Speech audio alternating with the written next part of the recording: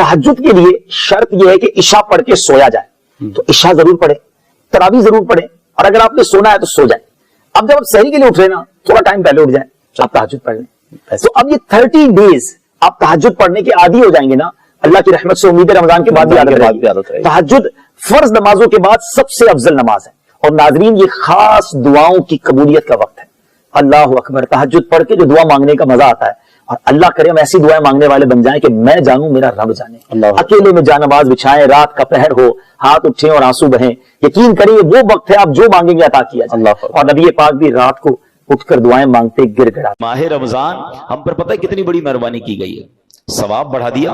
कितना सवाब बढ़ा? हदीसों में मजमून मिलता है कि रमजान में नफल का सवाब फर्ज के बराबर, फर्ज का सवाब 70 गुना कर दिया जाता है। रमजान में रोजादार का सोना भी इबादत है। रमजान में रोजादार के मुंह से इफ्तार से पहले जो बू आती है वो अल्लाह के नजदीक मुश्क की खुशबू से ज्यादा बेहतर है। रमजान की पहली रात जब आती है, अल्लाह इस उम्मत पर नजरे रहमत फरमाता है, और अल्लाह जिस पर नजरे रहमत फरमाए उसे कभी अजाब ना देगा। रमजान में रोजाना इफ्तार के वक्त 10 लाख गुनाहगार जहन्नम से आजाद कर दिए जाते हैं। कैसे पैकेज है। अच्छा, रमजान में जब जुमे का दिन आता है, यानी जुमेरात की मगरिब से जुमा की मगरिब तक हर घड़ी 10-10 लाख बख्शे जाते हैं। मतलब वारे नहीं आ रहे हैं ना सारी जिंदगी में, और आप दुआ करते हैं या अल्लाह हमारी पुकार सुन ले, हमारी दुआ सुन ले। रमजान की रातों में फरिश्ता आवाज लगाता है कोई मांगने वाला कि उसकी दुआ कबूल कर ली जाए, है कोई तौबा का तलबगार उसकी तौबा कबूल की जाए।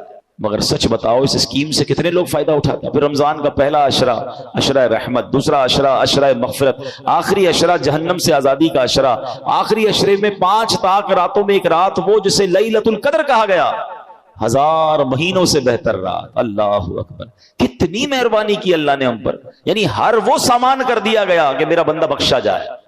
मगर सच बताओ, जो इसमें भी ना बख्शा गया, जो इसमें भी गफलत कर ले, तो उसका क्या बनेगा? नहीं, प्लीज इस ऑफर को जाया मत करना। देखें, हमें नहीं पता फिर रमजान मिले ना मिले। पिछले साल कई लोग थे जो हमारे साथ थे, इस साल नहीं है। क्या पता अगले साल हम रमजान में ना हो, हमारे बारे में बातें हो कि यार हमारे साथ था हमारा भाई, अब नहीं है।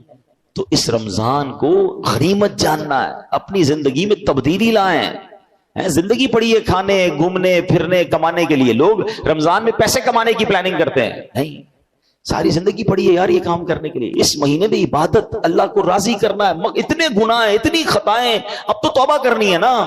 रमजान में नमाजें पढ़ूं और इबादतें करूं। रमजान में नियत करें कि सारी नमाजें बाजमात पढ़ें और पूरी तरावी पढ़ें। हाँ, ये बड़ी गड़बड़ हो गई है आजकल, लोग तरावी में डंडी मारने लग गए हैं। एक तो ट्रेंड आ गया 3 रोजा तरावी, 5 रोजा तरावी, 7 रोजा तरावी। ठीक है, अगर आप 3 रोजा 5 रोजा पढ़ रहे हैं, लेकिन इसका मतलब ये नहीं कि उसके बाद बाकी तरावी माफ हो गई है। तरावी चांद रात तक, ईद की चांद नजर आने से पहले पढ़नी है। जिस दिन चांद नजर आ गया उस दिन नहीं पढ़नी, बाकी पढ़नी है। और 20 रकत पूरी पढ़नी है कि ये सुन्नते मुअक्कदा है। अच्छा, इसके अलावा समझिए ना, हदीस पाक में आता है जिसका मजमून है कि जो रमजान में एक सजदा करे उसको एक सजदे के बदले 1500 नेकियां मिलेंगी। हर सजदे पर जन्नत में सुर्ख याकूत का महल अता फरमाया जाएगा। और फरमाया एक दरख्त